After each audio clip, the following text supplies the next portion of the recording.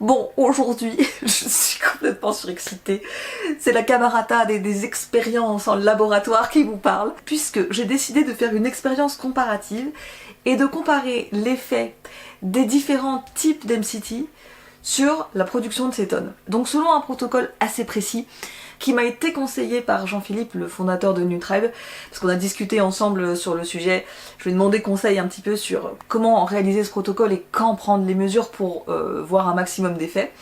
Donc il m'a conseillé un protocole, c'est ce protocole que je vais suivre, et avec ce protocole je vais comparer l'effet de la poudre, qui est ma sorte préférée, avec l'effet de la crème et avec l'effet de l'huile. Le protocole va se passer en 3 matins. 3 matins d'affilée. Exceptionnellement, du coup, je me sacrifie pour la science. Je vais pas prendre de petit déjeuner pendant 3 matins d'affilée. Parce que en fait, si vous voulez, pour bien voir les résultats et bien voir les différences et être sûr de bien comprendre comment ça marche, il faut quand même isoler. Si je prends un petit déjeuner et que par-dessus je prends des MCT, ça va être plus dur de voir les différences. Donc voilà, exceptionnellement, pour cette expérience et pendant ces 3 jours, je remplace mon petit déjeuner par une prise d'MCT. Je vais donc prendre mes taux avant, puis à 30 minutes après l'ingestion, puis à 2 heures après l'ingestion et enfin à 3 heures après l'ingestion. Et donc ça va me permettre de voir quelle est la forme que finalement le corps arrive le mieux à convertir en cétone, en tout cas pour mon métabolisme à moi. Je pense que du coup ça peut être... Alors moi ça m'intéresse pour moi aussi, mais je pense que l'info peut vous intéresser aussi, surtout si vous avez du mal à faire monter votre taux de cétone ou que vous avez besoin de stimuler un petit peu votre métabolisme. Donc j'espère que vous êtes aussi excité que moi par cette expérience. Merci beaucoup à Jean-Philippe de Nutribe pour les conseils. Et allons-y, c'est parti.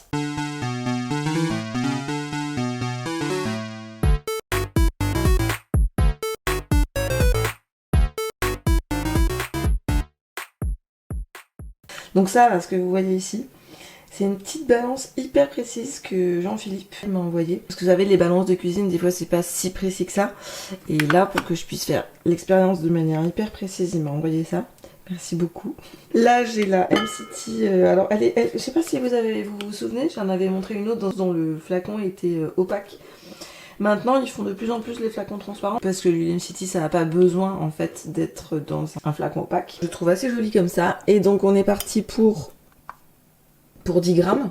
Vous avez vu ce matin, j'avais une cétonémie un peu limite. J'ai pas eu les mêmes routines alimentaires que d'habitude. Voilà. On est pile poil à 100. Je vais voir ça. Je compterai 30 minutes. Je reviens prendre ma cétonémie dans 30 minutes.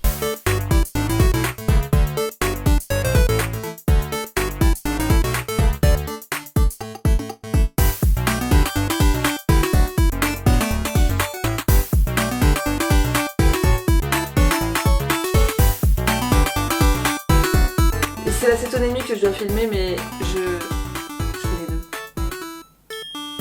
Ok. 4.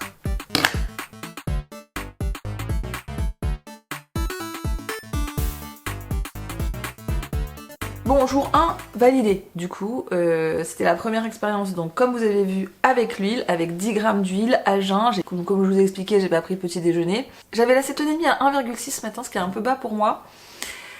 Et quand j'ai réfléchi, je pense qu'un truc qui peut être un facteur, et je m'en veux parce que j'en ai pas parlé dans ma vidéo sur la cétonémie, je m'en veux d'avoir oublié ce truc-là. C'est qu'hier, j'ai consommé de l'érythritol. C'est hyper rare pour moi, mais en fait, j'avais un mascarpone dans mon frigo, qui allait bientôt périmer. Je sais pas, je me suis dit, vas-y, je vais me faire un espèce de petit dessert et tout. J'ai pris du mascarpone, j'ai mis un petit peu de... Parce que la stevia, ça se mélange pas avec le mascarpone. J'ai mis un peu d'érythritol dessus, puis ça a un côté granuleux qui était pas mal.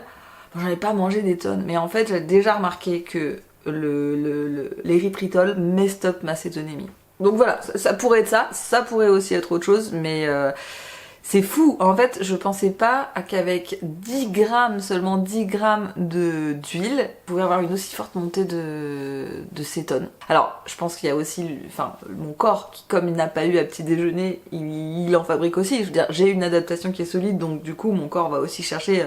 Mais c'est quand même intéressant à noter que je suis passée de 1,6 à 1,8, puis 2,3, puis 2,8. Donc, je suis vraiment pressée. Demain, je vais faire le test avec la crème et je finirai avec le test avec la poudre.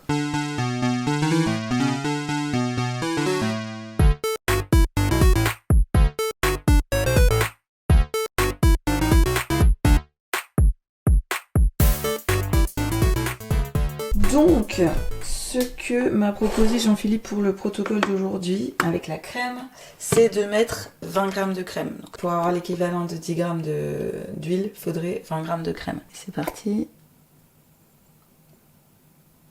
Je n'ai jamais eu une balance aussi précise, c'est abusé.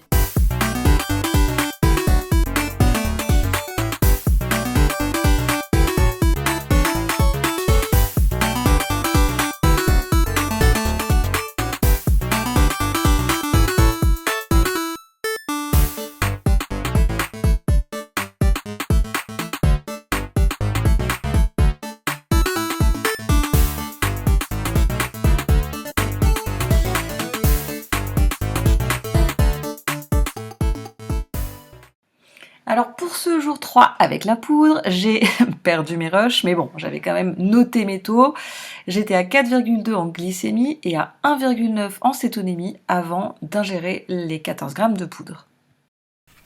La petite machine précision travail. En fait, quand on fait une cuillère comme ça, là, entière, qu'est-ce que ça donne? Avec 14 g, exactement. Cool. C'est bizarre parce que normalement c'est 10.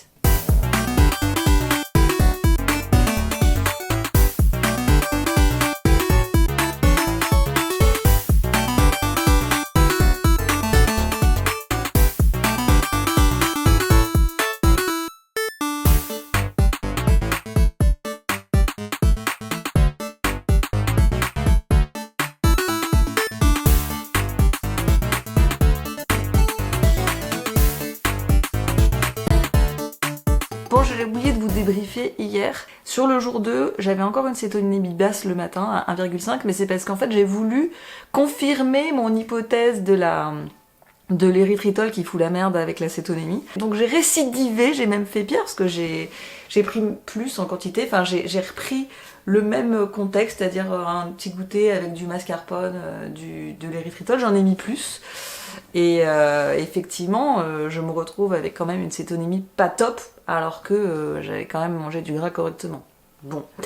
Ce matin, 1,9 c'était mieux. Par contre, je suis hyper surprise par les résultats du test. Je me demande si je vais pas les refaire demain parce que je trouve ça hyper étonnant. En fait, en respectant la quantité de poudre que m'avait proposé Jean-Philippe, finalement, j'ai pas tellement une bonne augmentation de la quantité de cétone, et surtout si je compare avec la crème et l'huile, pour lesquelles il y avait à chaque fois un décrochage assez important au bout de 2 heures, voire 3 heures. Et c'est là que je suis contente de ne pas avoir pris que ma cétonémie, mais d'avoir aussi pris ma glycémie, parce que, par rapport aux 2 autres jours, il y a quand même eu un décrochage de la glycémie, qui est monté quand même de 4,2 à 4,7, et pendant ce temps-là, les cétones n'augmentent pas. Donc, on pourrait partir sur l'hypothèse de ok, mais puisque la glycémie a augmenté à 4,7, du coup c'est ce qui me donne envie, si vous voulez, de recommencer le test demain pour voir si dans le même contexte, avec les mêmes quantités de poudre mais des glycémies différentes, on pourrait avoir un résultat différent. Bon, du coup je vous dis à demain.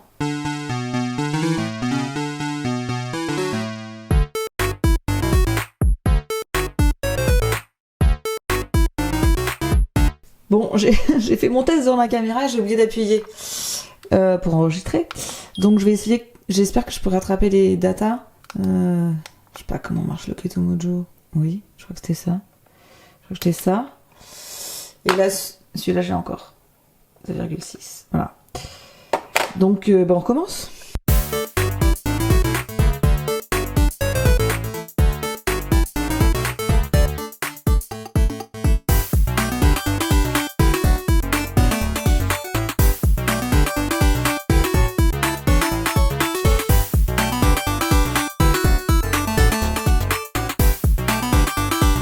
C'est quand même intéressant ce qui se passe aujourd'hui parce que même quantité de poudre, bon certes on part d'un taux de cétone qui est plus haut qu'hier, mais le truc important c'est pas véritablement le taux de cétone, c'est le décrochage qu'on observe au bout de 2 heures et puis au bout de 3 heures.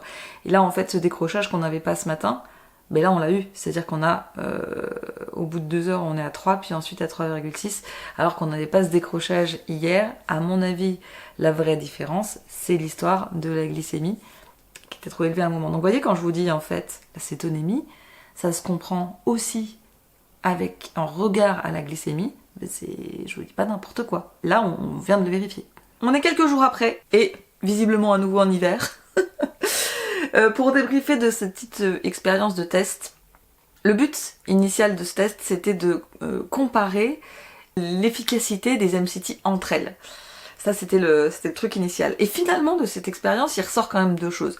La première, c'est que, dans le fond, j'ai l'impression que les différentes formes d'MCT fonctionnent à peu près de la même manière sur le métabolisme, en tout cas sur le mien, et avec les MCT Nutribe. Je ne m'engage pas sur d'autres MCT parce que je sais qu'elles sont pas toutes faites pareilles et qu'en fonction de comment elles sont faites, etc., on n'a pas quand même les mêmes résultats. Mais là quand même, l'expérience a nettement fait ressortir un dénominateur commun qui est que au bout de 2 heures après l'ingestion des MCT, on a un assez net décrochage de cétonémie avec des quantités d'MCT qui sont relativement faibles. Vous avez vu, j'ai utilisé 10 grammes d'huile, 20 grammes de crème et 14 grammes de poudre MCT. Et avec des quantités aussi petites que ça, 2 heures après l'ingestion, je me retrouve avec un décrochage assez net. Et à chaque fois, le décrochage est encore plus net au bout de 3 heures. Bon, alors, je me rappelle plus exactement, mais de mémoire, avec l'huile MCT, on passait de 1,6 à 2,2 puis 2,6. Avec la crème, on passait d'1,5 à 2 puis de 2 ou de 3. Et avec la poudre, on passait dans le test 2 de 2,6 à 3,1 puis 3,6. Donc vraiment on a ce truc, au bout de 2 à 3 heures on a une très forte augmentation de la cétonémie. Mais, et c'est je trouve la deuxième chose très édifiante qui ressort de cette expérience, c'est que c'est quand même sous condition que la glycémie reste basse. Alors oui, dans la première expérience j'avais aussi eu une glycémie qui montait un peu, mais visiblement à 4,7 on passe un palier pour moi où du coup ça ne déclenche pas une dégradation du gras pour faire des cétones. Donc c'est quand même très très intéressant, et cette notion là elle a été corrélée par Jean-Philippe. Donc Jean-Philippe, vous savez, le fondateur de Nutribe, celui qui m'a envoyé la petite balance et les protocoles, il a fait le test en même temps que moi, sauf que Jean-Philippe, pour des raisons autres qu'alimentaires, il avait la glycémie trop élevée au moment du test. Et du coup, les courbes sont assez intéressantes. En fait, la cétonémie ne monte pas, elle chute. C'est un peu ce que je vous dis depuis le début. La cétonémie ne se comprend pas quand on la regarde toute seule. La cétonémie se comprend en relation avec la glycémie, et c'est totalement logique, parce que tant que la glycémie reste élevée dans le sang, il n'y a pas de raison pour votre corps de s'occuper d'autre chose que de la glycémie. C'est plus urgent d'utiliser le sucre et après on s'occupe du reste. On en revient toujours à la même histoire des priorités oxydatives, mais que les gens oublient toujours de considérer. En tout cas, ce qui est quand même intéressant, et moi ce que j'ai bien aimé dans cette expérience, c'est que, en tout cas, dans les produits Nutribe, il n'y a pas vraiment de suprématie de l'une ou l'autre. Si vous préférez la crème, c'est ok. Si vous êtes comme moi et que vous n'êtes pas fan de l'huile et que vous aimez beaucoup mieux la poudre, ben en fait, la poudre, ça sera tout aussi efficace. Et ça, faut quand même admettre que c'est une bonne nouvelle. Alors, le but de cette expérience n'était pas du tout de dire qu'il faut des MCT pour être en cétose. Au contraire, comme je vous le dis très souvent, vous pouvez tout à fait faire votre diète sans MCT ou en prenant des MCT dans leur environnement naturel, comme dans l'huile de coco où vous en avez 60%. Mais ce que je voulais dire par là, c'est que si vous aimez les MCT, ben en fait vous pouvez prendre la sorte que vous aimez. Et si vous aimez les MCT de chez Nutribe, ben vous avez moins 10% sur tout le site de Nutribe avec mon code SUPERKETO10. C'est un code permanent quasiment toute l'année. Le seul moment où il ne marche pas, c'est quand il y a d'autres promotions en cours et que ça ne se combine pas. Le reste du temps, vous avez toujours moins 10%. Je remercie du fond du cœur Nutribe de m'avoir aidé dans cette expérience, donné les protocoles, donné l'envie de faire le test, parce que j'ai trouvé que c'était hyper intéressant. J'espère que vous aussi ça vous a intéressé. D'ailleurs, si vous avez des données complémentaires, des tests complémentaires ou même contradictoires, c'est pas obligé que tout aille dans mon sens, n'hésitez pas à le dire en commentaire, n'hésitez pas à partager vos expériences aussi, ou si vous avez envie que je procède à d'autres expériences, je suis tout à fait ouverte à vos idées, vous pouvez me les dire en commentaire. Merci d'avoir vu cette vidéo et à très bientôt dans la télé-réalité de la cétose.